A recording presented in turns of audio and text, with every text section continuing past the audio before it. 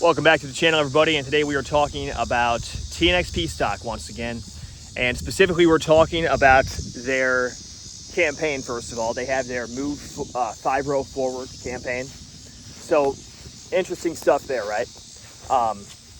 We have their announcement coming up August 15th. We have a 15% increase yesterday and today, pretty much, in the stock price as anticipation is building.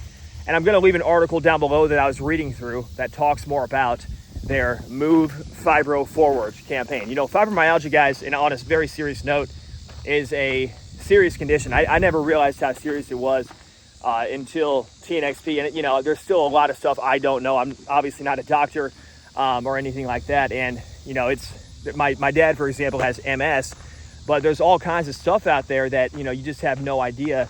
And you often don't even think about, and it's really sad, right? But it's good, in my opinion. Like, they are actually coming up with a solution potentially for this.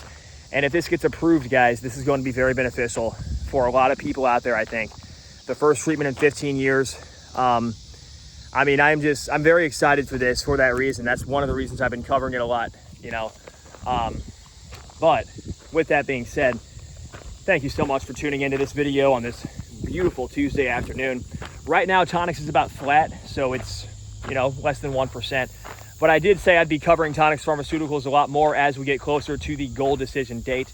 So could the share price pick up this afternoon, perhaps? I mean, it's still the morning. We're not even in the afternoon yet.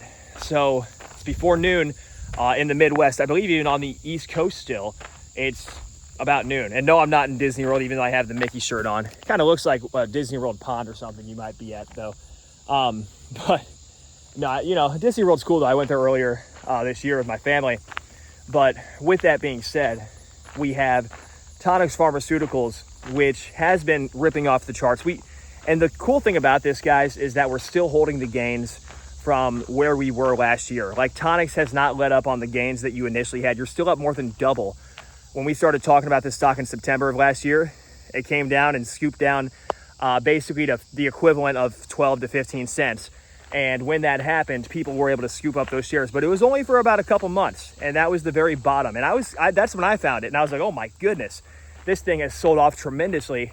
And so what often happens is when it gets that low, your risk reward is a lot better, obviously.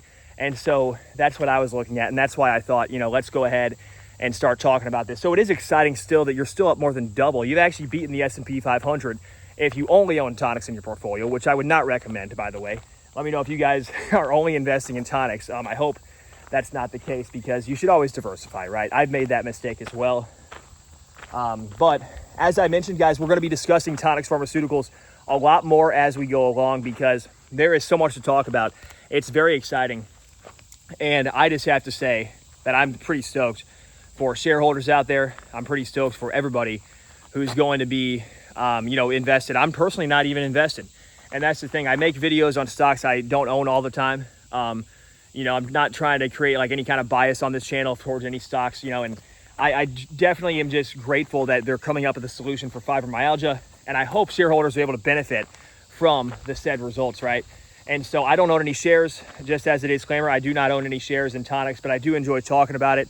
It's been one of the most popular stocks and one of the most requested by you guys out there. So I want to thank you all for tuning in. I did take my profits back in 2024 when we had that initial 10x run. I took the money and ran, and I since reinvested it. So it's kind of worked out though. But, you know, at the same time, for those of you guys who are new to this stock, or maybe you've been invested for a long time, just know it's been a significant roller coaster, right, with this thing, because of all the reverse splits and everything that's happened. But with that being said, there is hope at the finish line here. I think if this thing does get approved, and obviously that's not even guaranteed either.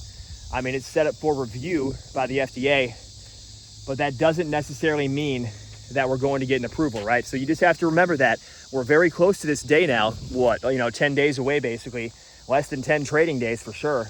And with that being said, you just want to keep in mind that if you're going to be an investor, I mentioned in my last video, taking profits, you know, making sure you set your targets, 5x, 10x. There's going to be people who will tell you when it's happening in front of your face, hey, I know it's already gone from $45 to $300, but it's going to go to $700 next.